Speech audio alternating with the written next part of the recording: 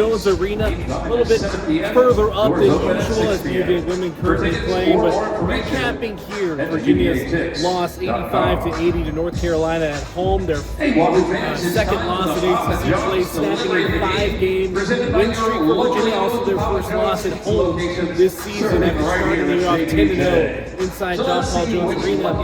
This was really the first, you could say, test at home for this Virginia team, playing a ranked North Carolina team that honestly had really been struggling coming into this game. In the first half, things looked pretty cheery for this Virginia team. They got off to a dominant start. At one point, they were up by 16 points in the first half over this North Carolina team. And it really looked like Virginia was the aggressor in the first half. They were more physical than North Carolina, and I thought this was going to be a really interesting front court matchup for this Virginia team, facing a front court from UNC of Henry Vessar and Caleb Wilson, their top two players. But Virginia kind of brought the punch to them early on, out-rebounding them overall in the game by 16 rebounds. And things looked pretty good for this Virginia team. They were making shots in the first half, but ultimately, at the very end of the first half, after they got up by 16 points, a 7-1 run towards the end of the first half, kind of did this Virginia team in, because that's where the issue started for Virginia. Carolina hits a couple shots there at the end of the first half, gets that lead down to 9 points going into halftime. And after that, as Hubert Davis said, the North Carolina head coach, they kicked their tail in the first half, but UNC came out and took the fight in the second half. And that's what happened. North Carolina started the second half off really well. And then just down the stretch, they kind of went a little back and forth, but North Carolina, overall in the second half, outscored Virginia 51-37 by 14 points in the second half. It really just looked like the aggressor that entire duration of the second half. And that's kind of where Virginia loses this one. The big takeaways from listening to Ryan Odom, also just watching the game, the eye test was pretty clear on this one. Virginia's defense has been so good the last 5 games for this team, and really going back to even the Virginia Tech game. This defense had turned a corner, but this was by far their worst defensive performance of the new year, of this 2026, where there's miscommunications, there's not getting back in transition defense, and Dallin Hall pointed out as well, their pick and roll defense just flattened out and kind of cratered in this matchup. A lot of the issues that you saw, I kind of said it felt like watching a Virginia team in week 2 of the season, not a Virginia team now in week 2-3 of ACC play, as we kind of get towards the end of January here. So it was a really disappointing effort, especially defensively for this team. There were some great stretches in that first half where I thought Henry Vessar just couldn't get anything at the rim. He was getting out physical. Even Caleb Wilson, anytime he tried to back down Tester Ritter, would have to pass out or settle for a fadeaway jumper. Second half, a big difference for North Carolina as well is, of course, another familiar face for UVA fans is Jaron Stevenson, who at one time was close, you thought, to committing to Virginia, and then ended up at Alabama, then ends up at UNC now. And he came off the bench, played a big role in the second half, scoring 15 points for this team.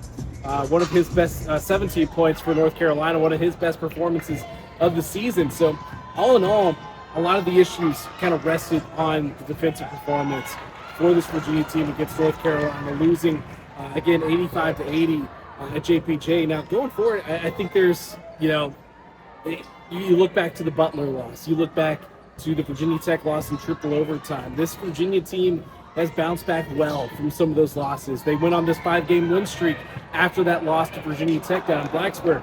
The thing that hurts about this is probably your best chance to get a marquee win at home this season. The rest of the home schedule doesn't really set up to get a lot of those kind of impact games. You got Miami later on in the season. You got NC State, who's playing a little bit better now. So those games are going to be more important as you kind of get onto the season. But also, some of these other games on the road are going to have more heightened performance or heightened meaning behind them, because you're going to have to go and get some of those wins now to improve that resume, to kind of further your seed, get a better seed come March. Now, I think a lot of what we saw here today just seemed like a Virginia team that we hadn't recognized in a while.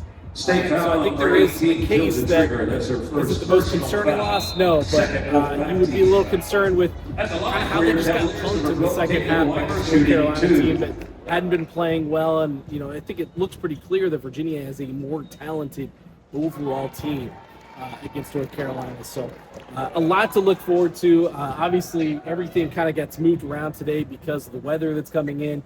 Virginia, the men had to play a little bit earlier. The women are now playing right after the men's game is over because of that weather. So Virginia going to hit the road now for 2 games, Notre Dame, Boston College. Honestly, in my opinion, good get-right games where this Virginia team can kind of flip it around, get better. Some positives. I know a lot of people want to focus on negatives, and I think most of that lies defensively, honestly, for this Virginia team right now. Offensively, it was a pretty consistent game overall. They were able to get buckets when they needed to. The one kind of big flaw down the stretch was missing free throws. Right as it looked like Test Ritter kind of hit like a little, spurt and kind of fixing some of the free throw issues for him. He misses some crucial ones down the stretch. Malik Thomas misses some down the stretch, who didn't have his best offensive game for Virginia today. So, but offensively, I think Test Ritter kind of showed against another one of the country's top freshmen and the guy that's really good defensively, what he can do in these types of matchups. He had 20 points on the game. Thought he looked pretty good for the majority of the game. Obviously had some early turnovers, misses some free throws, but overall thought he was good.